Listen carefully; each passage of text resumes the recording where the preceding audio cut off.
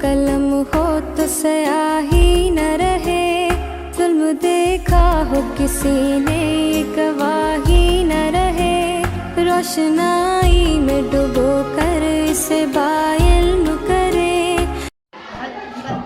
मुझे नालो मोहम्मद अली है, मुझे पीओ नालो महबूब अली है। मां 8वीं क्लास में शागिर्द आया। मां जीगल मिस्किन हाजी कामला स्कूल में पढ़ा तो अज मुझे टॉपिक आया वाटर साइकिल। जेको असां बन में घरनि खे पाणी ॾींदा आहियूं उहो वरी बनियुनि में इस्तेमालु थींदो आहे।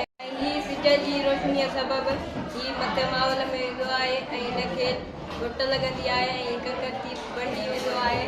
ककर बणिजी वेंदो आहे। ककर खे थधि जॾहिं लॻंदी आहे त मींहुं असांखे शुरू थींदो आहे। मींहुं मुख़्तलिफ़ जायुनि ते वसंदो आहे ऐं वरी पाणी नदियुनि जी सूरत में घर में इस्तेमालु कंदा आहियूं, वरी बनियुनि में इस्तेमालु कंदा आहियूं, वरी इहो ई सभु बाफ़ जी सूरत।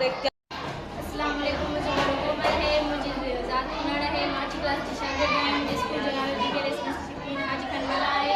अज मुझे टॉपिक है वाटर साइकिल। वाटर साइकिल में असां जेको ज़मीन ते फसल ते पाणी हणींदा आहियूं और असांजी बाफ़ जी सूरत में थी सघे गरम हवा ऐं बाफ़ जे करे ककर ठहंदा आहिनि। ककर ठही मिली करे मींहुं